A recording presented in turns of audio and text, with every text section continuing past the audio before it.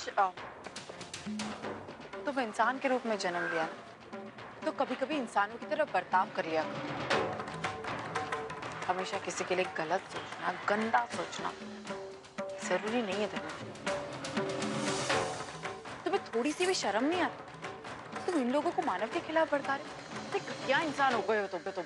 मैं यहाँ तुम्हारे मुंह लगने नहीं आया हूँ। स्टॉल वालों को कन्विंस करना मेरा काम है और मैं वही कर रहा हूँ। अर्चना, ये मत भूलो कि मानव भी मेरी तरह डीके सर के लिए काम करता है।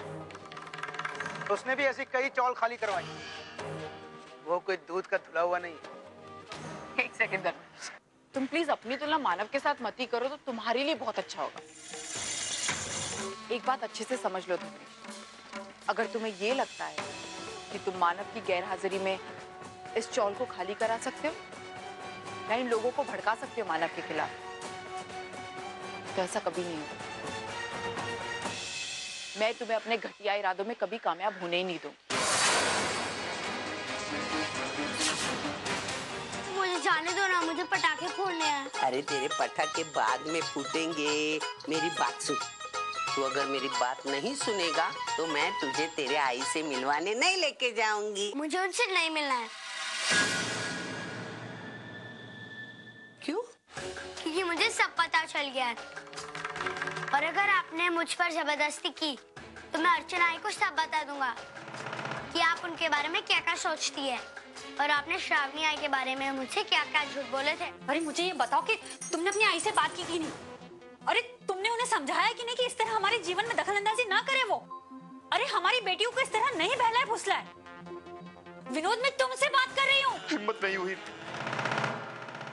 मेरी आई के सामने जाने की। आई के साथ जो कुछ भी किया उसके बाद उनके सामने जबान खोलना तो दूर, उनसे नजरें भी नहीं मिला सकता हूं मैं। अरे कैसी बातें कर रहे हो तुम? कहीं होश तो नहीं खो बैठे अपने? मंजू, होश में तो मैं अब आया हूं। तुम्हारी बातों में आकर, तुम्हारे दबाव में आकर मैंने अपनी जिंदगी की सबसे बड़ी गलती की है। लेकिन मंजू, इसमें तुम्हारा क्या दोष? गलती तो मेरी है कि मैंने अपने दिमाग का इस्तेमाल नहीं किया।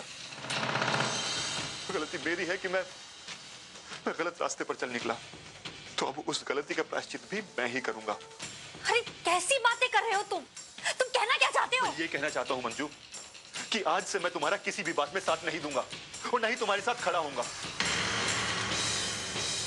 समझ में आया है कि तू करंजकर घर खरीदने वाला है, वो भी मेरे बेटे के सामने।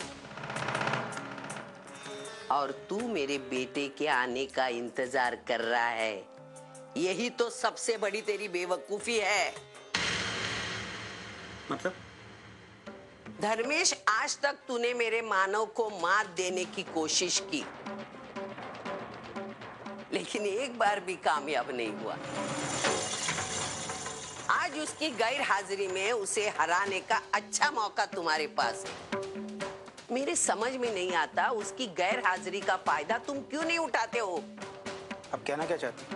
अगर मानव आने के पहले करंजकर घर की नीलामी हो गई तो तुम्हें खरीदने में कोई दिक्कत नहीं आएगी। लेकिन नीलामी की तारीख तय हो चुकी है। अरे तुम्हारे लिए तारीख बदलना कौन सा मुश्किल काम है? हाँ, आप मुझ पर इतनी मेहरबानी क्यों कर रही हैं? इसमें आपका क्या फायदा है? तुम नहीं समझो। मैं नहीं चाहती कि मेरा मानव वो करंजकर घर खरीद कर अपनी सास सुलोचना ताई को दे। इसीलिए वो आने के पहले जो करना है वो फायदा तू उठा ले। दादा, मुझे एक ग्लास दे दो।